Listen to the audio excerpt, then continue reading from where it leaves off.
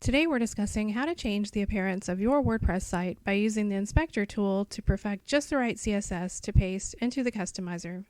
Using this technique, it's easy to non-destructively edit the CSS of any page with immediate results that you can see. Change the background or text color, layout, any element on any page can be quickly identified using this browser tool. Begin by right-clicking and selecting Inspect Element. The inspector opens. In this example, we're adding a larger margin to menu items, changing 0.5 rem to 2. Copy the edited rule by right-clicking it and selecting Copy Rule. We're through with the inspector, so we can go ahead and close that.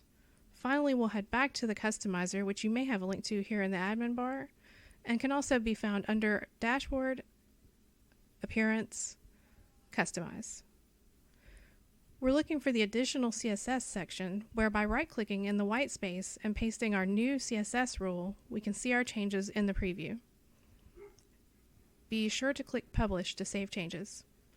Learn more about CSS and HTML at w3schools.com, and be sure to check out wordpress.com and .org for more on the customizer's features. Check back at WordPress Overnight for more tutorials on WordPress, CSS, and getting your site behaving and looking just the way you like it.